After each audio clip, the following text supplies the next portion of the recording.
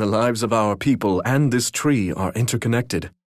As we prospered, so too did it. It was the site for many of our rituals, and though that role has since been taken up by the Temple of Time, I am sure this sacred tree watches over us still. A crystal refinery, and one responsible for a highly complex manufacturing process. The nature of the work was such that only a select few constructs could perform it, and only 2 of those remain in operation. Fortunately, that is enough for now, though apparently there was a time when they could be found throughout the kingdom. The Temple of Time is a bell tower and faithful timekeeper, as well as a spiritual center of this land. It was constructed in a traditional Zonai architectural style that extends both up into the sky and down into the ground.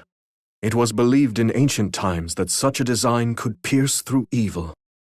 This altar is considered the most holy place in the temple, and it is where we give offerings as part of our prayers for a bountiful, peaceful world. I have heard ancient legends that it could interact with a sacred power, allowing travel back and forth through time. Though how this was done is a mystery to me. The forest ostriches were once on the brink of extinction. However, a proposal by the Queen was made to protect them, and eventually, this species flourished once more. Though they were originally only found in colder lands, they are highly adaptable, thriving in all but the frigid polar regions. These rails are intended to transport materials, but they also supply energy through pipes. The Goron people make extensive use of this kind of mechanism, and I believe it is possible they modeled their designs on our own technology. On occasion, constructs have been observed forming a line as they wait for an available charging spot. More interestingly, some will give up their place in that line to allow constructs with a greater need to recharge first. Were it that everyone always acted with such empathy. Our culinary constructs were imparted with knowledge of both cooking meals and concocting medicines. Though they have no taste buds, they learn to mimic the movements we make when tasting food. Even my sister, who gifted them with the ability to learn in the first place, was surprised by what they gleaned through simple observation. This is known as a Zonai device dispenser. But the concept of leaving things to chance is not one often seen in our civilization. I myself believe that it was originally created with a different purpose. Maybe it was used for entertainment, or maybe it was not even originally made by the Zonai. The ways of our ancestors are sometimes unclear, but they are also interesting puzzles to unravel. Though the flux constructs can enter a standby mode, reducing energy consumption outside of battle, they remain one of our less energy-efficient creations. Considering their limitations, I would love to improve on their design and give them greater range, but my sister says the ancient schematics for them are quite abstruse. It was here that we used the capabilities of frost emitters to create a permanently snowy region. By encircling the island in cold air, we created an ideal place to test the durability of constructs and Zonai devices. I'll always remember the look of wonder on Sonia's face the first time we came here. We intended for this airfield to allow easy transportation of goods between Sky Islands. While I hoped the people of Hyrule would make use of it, the flying machines proved challenging to control. I once sought to join Sonia while she practiced with one, but a construct stopped me, insisting that the devices are limited to one rider. I do not believe anyone else is as proficient at handling Zonai devices as the Maker constructs. That said, one should be careful around the inventions of less experienced ones. I recall a very chaotic rafting ride when a misaligned fan made it nearly impossible to steer. I was scared half to death throughout, but Queen Sonia enjoyed herself. Circular designs often represent an eternal bond, and were even thought to ward off evil. Perhaps with that in mind, many of the structures here have been constructed with a circular shape. Though this was once an archive containing many important records, now only those my sister keeps remain. Zonite was once readily found even on Sky Islands. This giant refinery is a remnant of a time where its scarcity seemed impossible. Of course, the lava that powered the refinery still remains. I should consult with my sister and see whether we can yet find a use for this furnace. Those that complete the skydiving trial are bestowed empowering attire. It allows them to better control their movement in the air, and if all the pieces are worn together, the wearer need not fear striking the ground no matter how far they fall.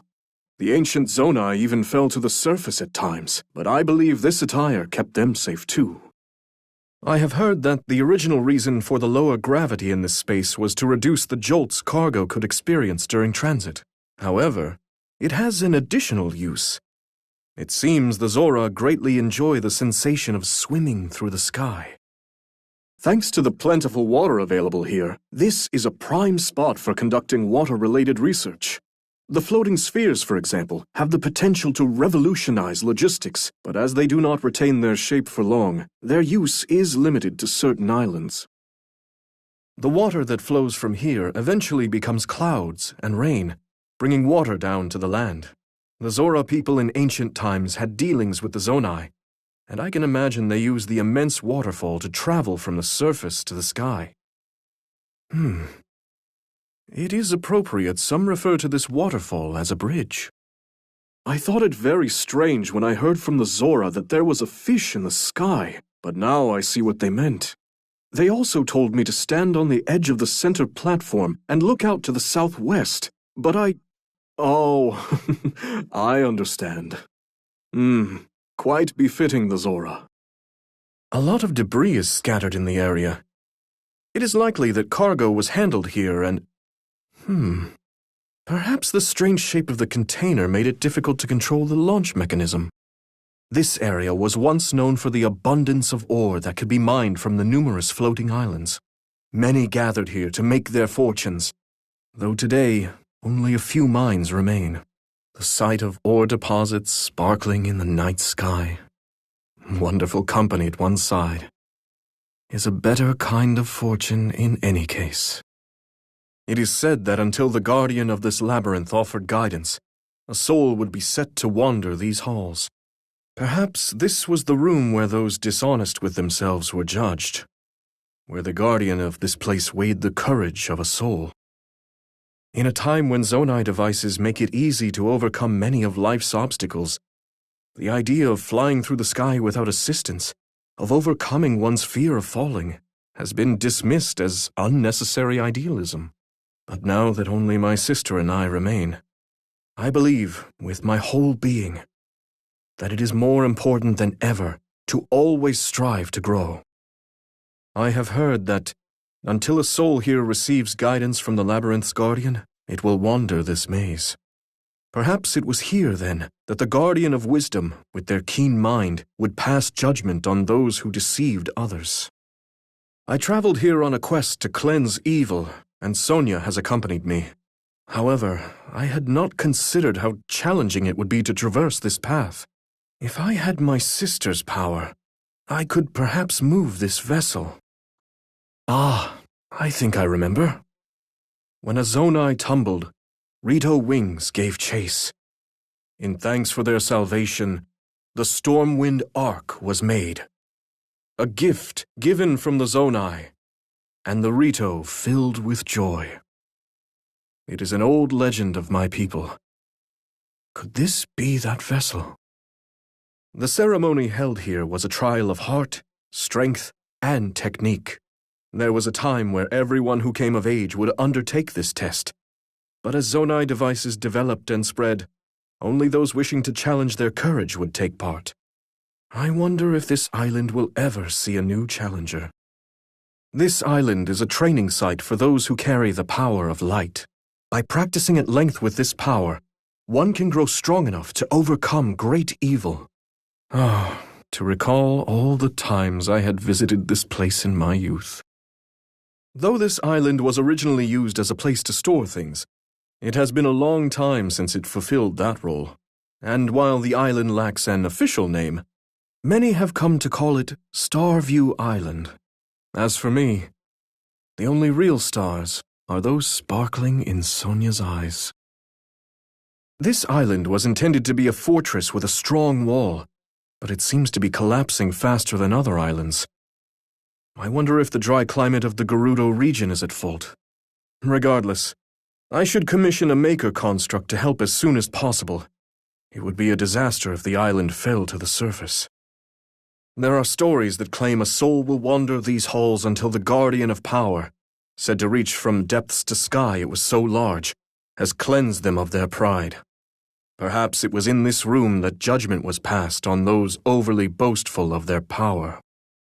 This was originally a port where materials from the depths were imported and stored, but it is currently being managed by my sister as a construct warehouse.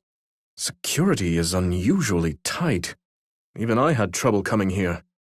But, knowing my sister, she has her reasons.